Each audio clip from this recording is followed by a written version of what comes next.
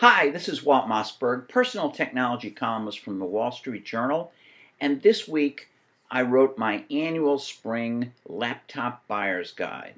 But this year's guide is a little different because this year my best advice to people who are thinking about buying a laptop is to think again.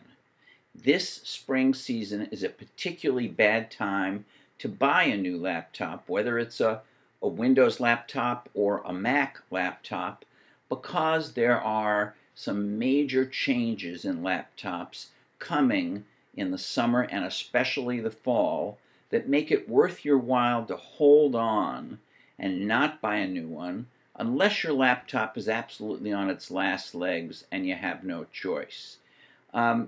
What's going on is basically this. In the fall, probably, Microsoft will be releasing the biggest change to Windows in many years, a new version called Windows 8, which combines the touch features of a tablet with regular Windows.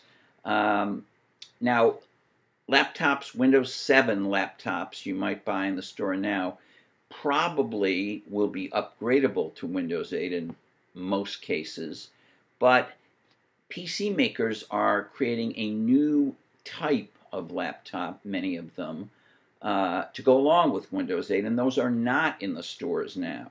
These are models that will be able to, in many cases, convert into being a kind of thick tablet or a regular clamshell laptop with a keyboard. And there will be other innovative hardware variations to go along with Windows 8. So if you're looking for a Windows laptop, that's a huge reason to wait until the fall if you can. Even on the Mac side, I advise waiting. Apple also has a new operating system called Mountain Lion coming out this summer, and it's not as radical a departure as Windows 8. For instance, there's no indication from Apple they're going to introduce touch screens to go along with Mountain Lion, but Apple is overdue in its usual cycle of updating laptops, and I expect, although I have no official details, that there will be new Mac laptops unveiled possibly over the summer or as the year goes on. So if you're looking for a Mac laptop, there's that reason to wait. Again, I'm almost certain that if you went and bought a Mac today, it would be upgradable to Mountain Lion. But whatever the new hardware designs are that are coming are not available if you go this spring to buy a new Mac, or at least not available right now. There's a third thing happening that impacts this decision. Intel, which makes the processors for many or most of the Windows laptops and for Apple's Mac laptops, is bringing out a new generation of its processors that it says is something that offers much faster graphics and yet preserves or even possibly improves battery life. Now, this new family of Intel processors will be out actually very soon, I think, and there will be a few laptops available with it.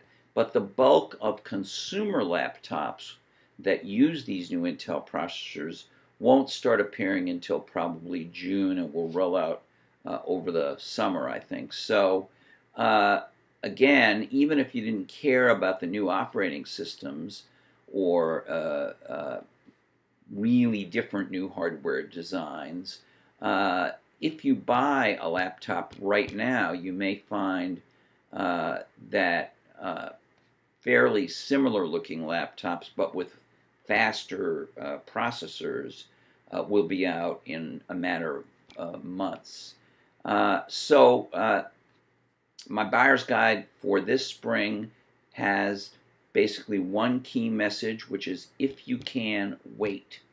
If you can't wait, I do go through, as I do a couple times a year, every year, a list of minimum requirements you should look for in buying a laptop.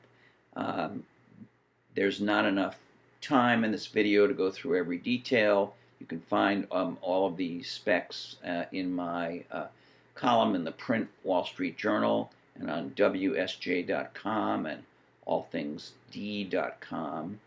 But I will mention one thing, and that is Ultrabooks. Now, Apple has had for a while a slim, light, speedy, good battery life computer called the MacBook Air. And as I have noted before, most of the major PC makers have now come out with something similar called an Ultrabook. I think for most consumers who can afford a slightly higher price, because they are a bit higher priced, an Ultrabook could be not only a machine you travel with, but it can be your main machine. And the same goes for the MacBook Air, which I think is really a gem of a laptop. So this is Walt Mossberg. I will hope that those who can will wait to buy a new laptop until better options are available later in the year. But in any case, I'll see you next week.